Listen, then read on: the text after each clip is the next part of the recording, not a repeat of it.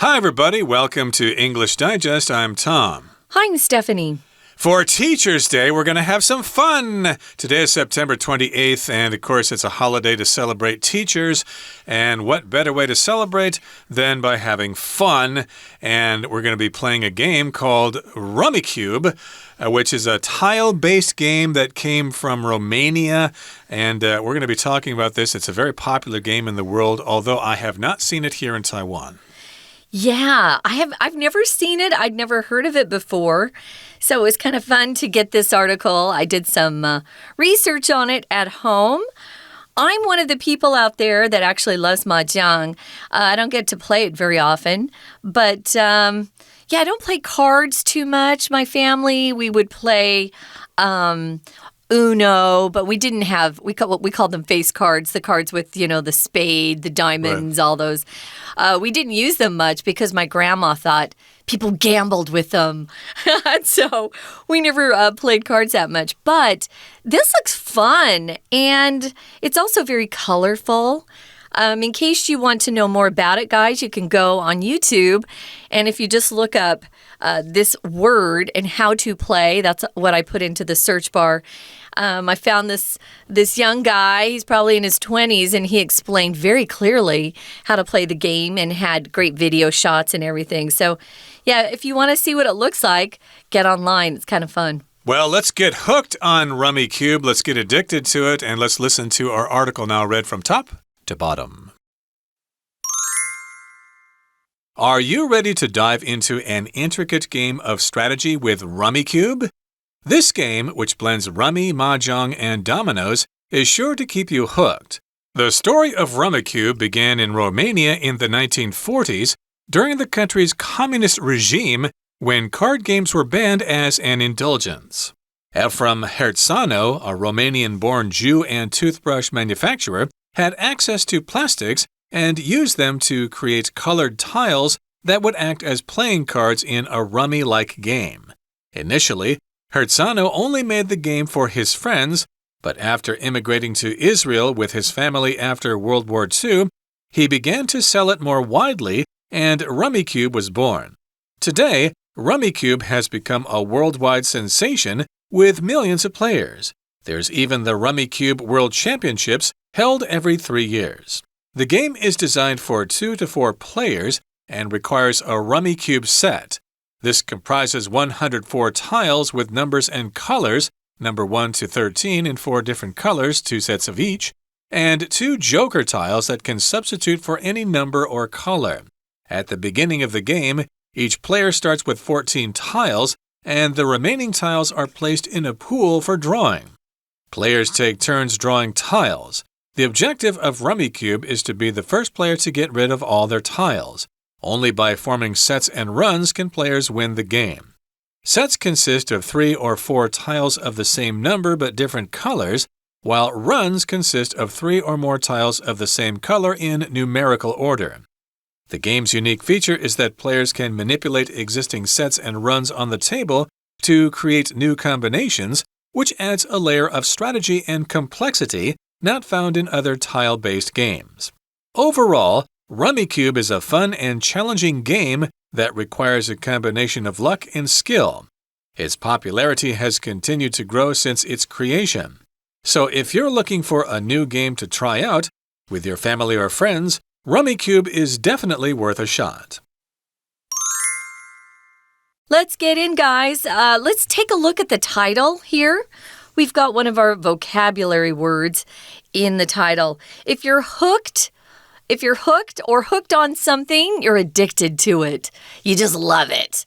I remember when I was really young growing up, my mom would buy these cassette tapes of music, and they were called Hooked on Classics. Okay. And they had all this classical music where they had added a beat to it. So it was like pop music with the classics, and she would play those, and I just thought those were funny. Hooked on something. I'm hooked on beef noodle soup. I'm hooked on Taiwan generally. I love Taiwan. So you just love something, can't get enough of it. You're hooked on it. It's similar in meaning to be addicted to something, although if you're addicted to something, it kind of implies that you're not supposed to be doing this thing, like you're addicted to drugs or something like that. Unless you smile or laugh when you say it. Right, it depends on the situation, but if you're hooked on something, you really like it and you want to do it all the time. In this particular case, we're encouraging you to get hooked on Rummikub. It's a fascinating tile-based game. In other words, it's a game that uses tiles, just like mahjong. So here's the question. Are you ready to dive into an intricate game of strategy with Rummikub? That's a good question. Are you ready for that? To dive into something just means to go into it and start enjoying it. It's an intricate game, which means it's got lots of details, and it's not just a game of chance only. You've got to be thinking about things all the time. Yeah, it's not too complicated, but it's harder than, say, just matching cards. With Uno, you just have to match a card. So you might have to work with kids to get them to learn the rules. I think kids that are maybe elementary school age, it might be a little hard for them. But after that, I think it's fine for kids. I think they could learn it. So this game blends things called rummy. That's a type of card game. Mahjong, which everyone out there knows what that is, and dominoes. And it's sure to keep you hooked or get you really interested to where you have a desire to play it again and again. So what's the story of this game, Tom? Well, the story of Rummikub began in Romania in the 1940s during the country's communist regime, when card games were banned as an indulgence. So communist here is an ideology for politics. As you know, China is communist, Cuba is communist. That means the state pretty much controls everything. And it's similar to socialism. They're not exactly the same. But of course, we enjoy our capitalism here. And this is a communist government or a communist regime.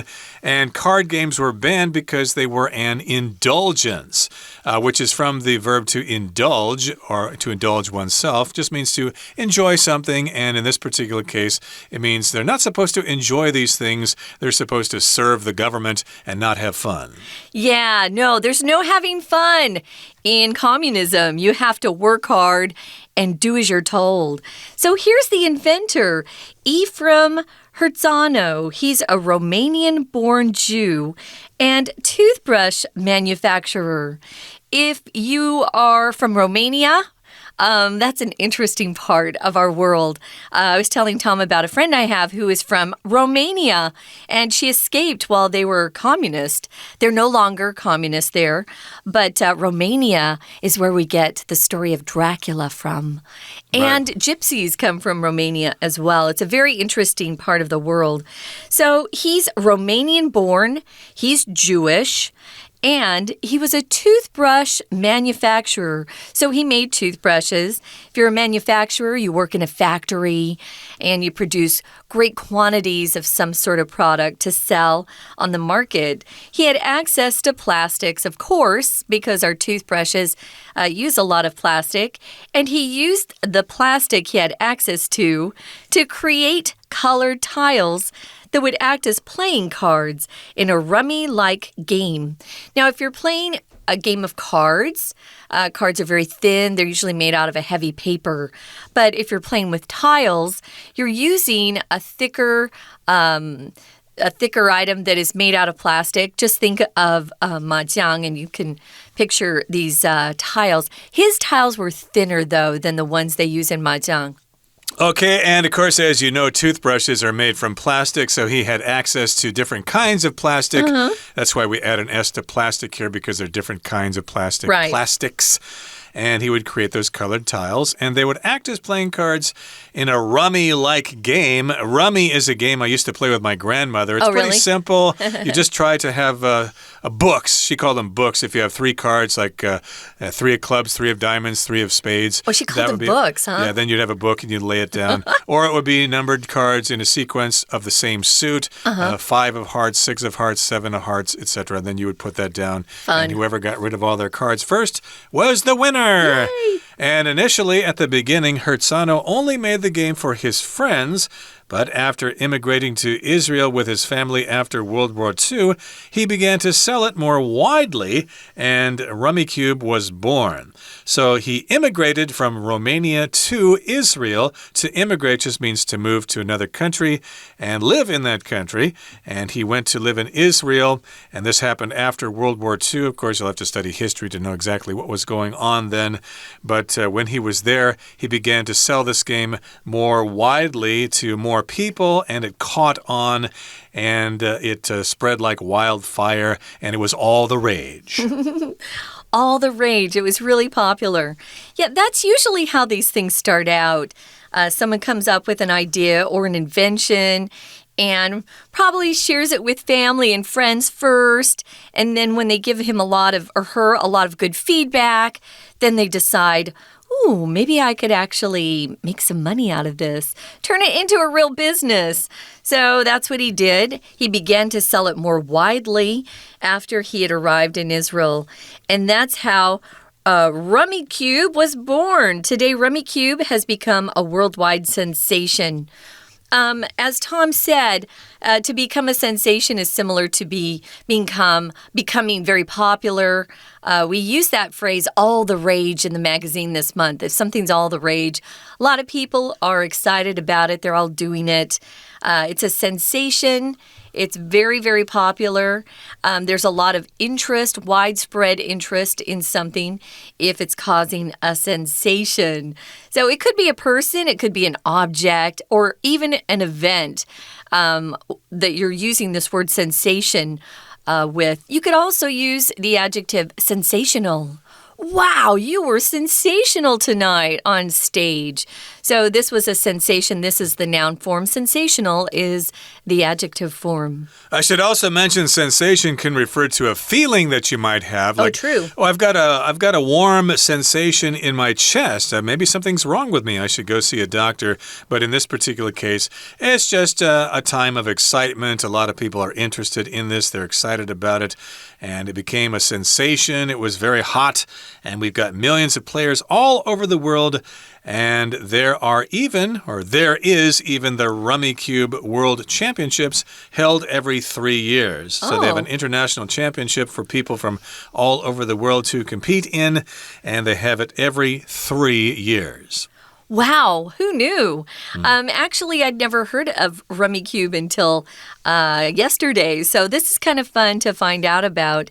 And it looks like there are quite a few people who love this game if they have enough to hold world championship competitions every 3 years. Moving on to the next paragraph, it says the game is designed for 2 to 4 players and requires a Rummikub set. So you'd have to be somewhere where they sell these. I guess you could go online and buy something and have it shipped to you. I haven't seen them here in Taiwan, but that doesn't mean they're not here.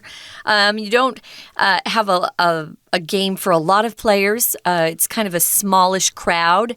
You could have 2 to 4. It doesn't allow for big groups. But if you had several sets, then you could set up the game and invite all your friends to a party and play Rummikub. I keep saying, I want to say Rummikub. Rummikub. Yeah, just think of the card game Rummy and you'll get it. And yes, indeed, to me, initially it sounds like you could actually substitute playing cards for this, but I'm sure it's more fun with the actual tiles. Well, again, you need that Rummikub set, and this comprises 104 tiles with numbers and colors. Number 1 to 13 in 4 different colors, 2 sets of each, and 2 joker tiles that can substitute for any number or color. So in this sentence, we've got the verb to comprise, and that just means to make something up. It consists of these things. I could say, this island nation comprises many small islands. Or something can be composed of, whatever it's composed of, the ingredients that you use or the items that make up something. So, this comprises or includes or contains 104 tiles. That's a lot of tiles. And they have numbers and colors on them. Number 1 to 13 in 4 different colors, 2 sets of each. And the Joker tiles are kind of funny. The face that they paint on them is kind of cute. But that can be a substitute for anything you need to complete whatever you're trying to do. So at the beginning of the game, each player starts with 14 tiles, and the remaining tiles are placed in a pool for drawing. And they just put them in the middle of a table. So they've got all of these tiles in the middle, and then you pick the ones you need, and then the rest are left in the middle for players to draw on. Indeed. It's kind of similar to Rummy, where you have a pile of cards in the middle, and to begin to play, you draw a card, you look at it, and you decide whether you want to keep it or not. And then, of course, you have to discard a card. You put that card in the discard pile, the one you don't want, and then the next player has the option of picking an unknown card or the one that you just discounted. And it might be similar with this particular game, but in this particular game, again, you take a tile from the pool in the middle, which sounds similar to mahjong, I guess. You kind of reach in the middle and pull out a tile, and you look at it and you decide whether you want to keep it or not, and then you discard a tile, and then it's the next person's turn. Yes, but if you pick up a tile that is a number or color that you need, you can't immediately play it. That's one of the rules I noticed. So they take turns drawing tiles. If you take turns, it means somebody goes first and then the person next to them gets a turn. You have to be fair, no cheating. We're going to continue talking about Rummikub, guys, but first we're going to take a short break and then we'll be back.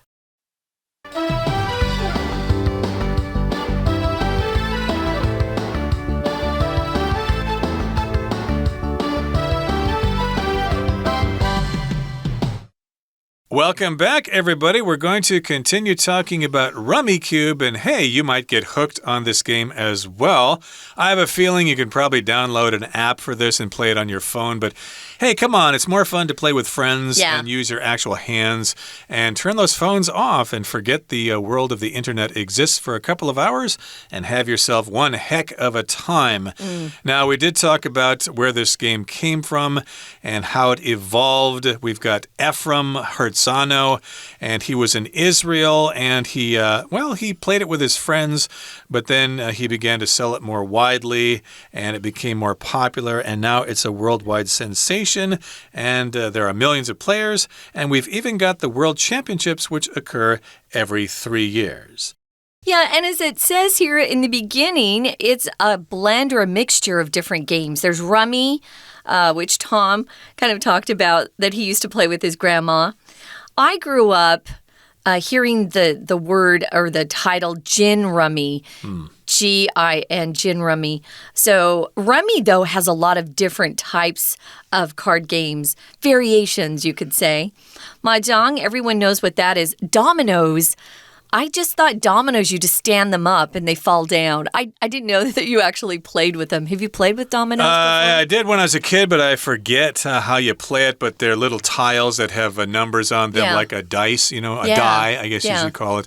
And you join them up with other tiles.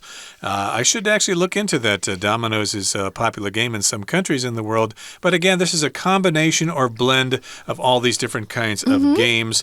And it's designed for 2 to 4 players. And, of course, you need to have a Rummikub set, which comprises 104 tiles with numbers and colors. They have those stands that they have in Mahjong that you put your tiles on that face you, so your opponents can't see them, but they're standing. They're not something you hold or anything. They're just standing up. They might have a similar stand for this particular game. They do. So you've got all those tiles. You've got a couple of joker tiles, which could be anything, just like in a deck of cards. And last time we left off, we were talking about how the game proceeds. So at the beginning of the game, each player starts with 14 tiles, and then you've got the remaining tiles in the middle.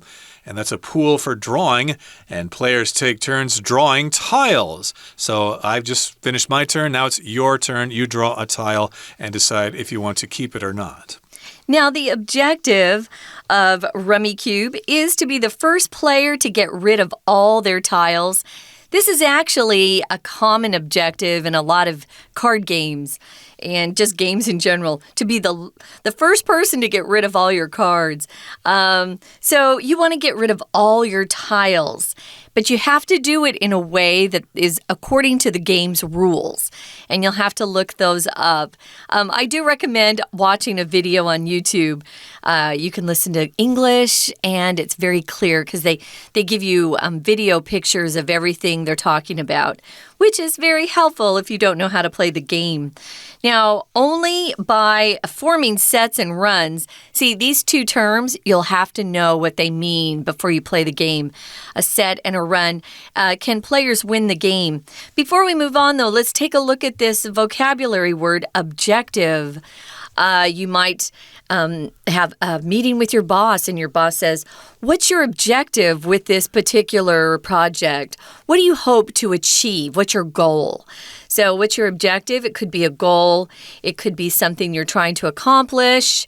But you need to know what it is you're trying to move towards. How are you going to be successful? How do you win when you play this game? Yep, it's the idea, like the objective of chess is to win the opponent's king, or to trap the opponent's king, or the objective of Go or weiziqi is to totally surround your enemy and they will lose. In this particular case, the objective is to get rid of all your tiles, and only by forming sets and runs can players win the game. So what are sets and runs? Well, sets consist of 3 or 4 tiles of the same number, but different colors. Okay, just like in a deck of cards, you'd have the same number, but they would be from different suits, like the 4 of diamonds, the 4 of hearts, the 4 of clubs. That would be one set.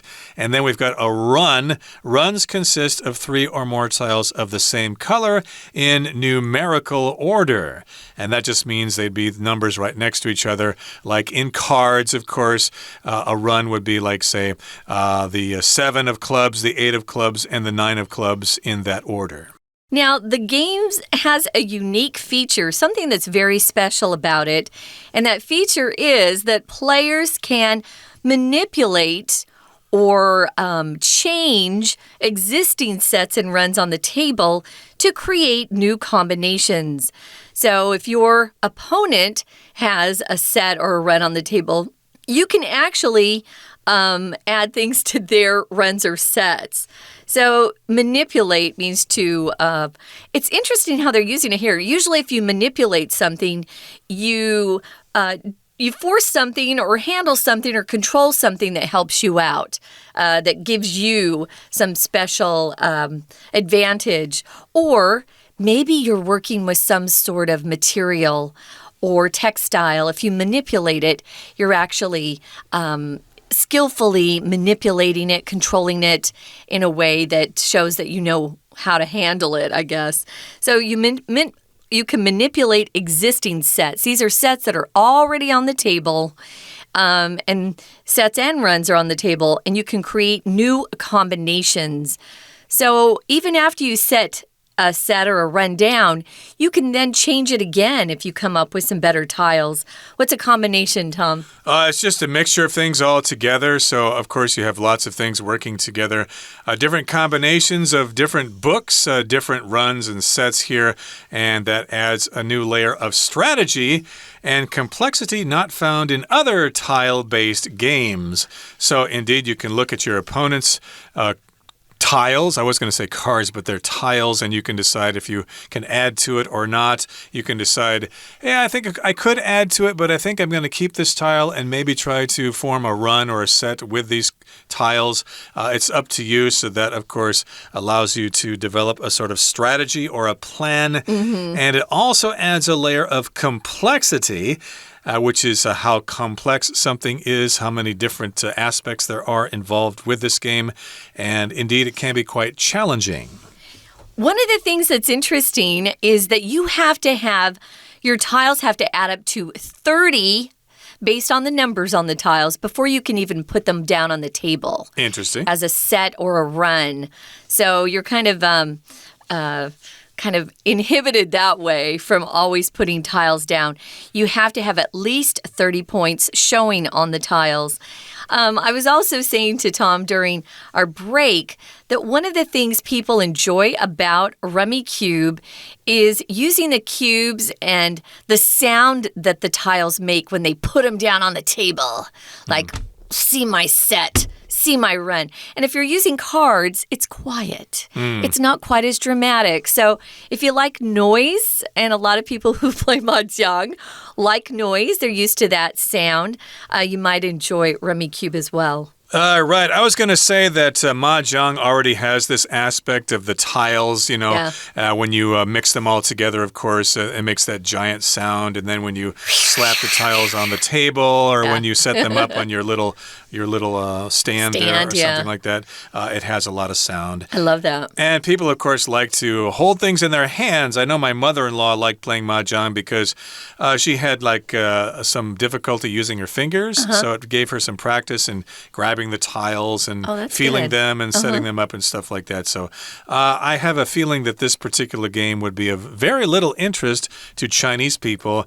That's a very poor excuse for mahjong. We're going to play mahjong. That's the real thing. Why do you want to play this fake game called Rummikub? But you never know. You might like it. It might be quite different than mahjong. You know what I'm curious about is if the inventor, Efren Hertzano, if he had actually seen a game of mahjong before he invented Rummikub. Good question. Yeah. It may have influenced his idea. Yeah. But again, we did say it was a combination of different kinds of games of rummy and mahjong. And dominoes.